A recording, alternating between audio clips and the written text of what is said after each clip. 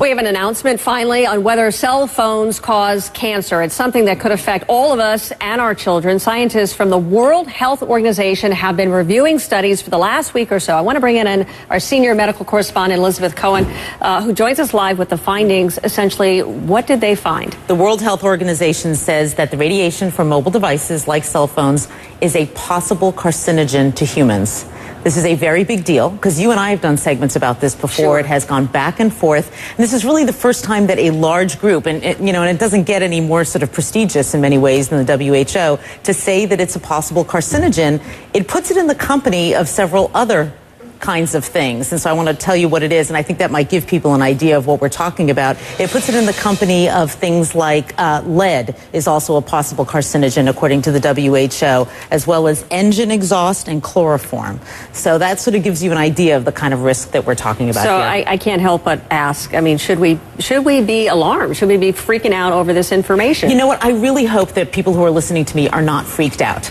For two reasons. One, they won't do the right thing, and we'll talk about what the right thing is in a minute. And two, they'll panic, and that's kind of silly because all these years we've been on cell phones and holding them to our heads, which is exactly what we're talking about as being bad. That's done. You can't do anything about that. And if you're on the phone right now, you don't need to drop it. You know, it's not that kind of a carcinogen. It's a kind of a carcinogen, or allegedly, possibly, that would build up over time. One phone call, doctors tell me, is not going to give you cancer. So what should we be doing? With this new information, what on earth should we be doing now? We are so lucky that there is something that we can do, because a lot of medical problems we can't, but we're lucky that there is something, and I am holding it in my hands right now. You use a device to keep that phone away from your head. Okay, I'm going to make it very simple. This is what experts that I talk to don't want you to do. This radiation is very close to your head. The minute that you put one of these in, you can hold the phone at a distance. At this distance, that radiation is dissipating.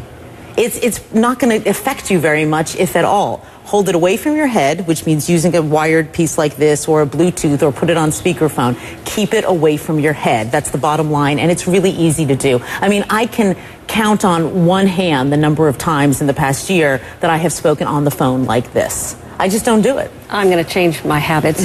Do you have any idea, or did who say anything about whether or not it can be on your body, on your person, in a pocket, in a holster, or anything like that? Did they weigh in at all? WHO really focused on gliomas, which are brain tumors, because that's what a lot of the studies have been on. But Suzanne, I've certainly spoken to experts who say that they themselves do not carry it on their bodies, that they figure why take that risk if there is a risk, and so they will carry their phones in their purses or in a briefcase. They'll try to keep it a bit of a distance away from their bodies, but the jury is still out on that.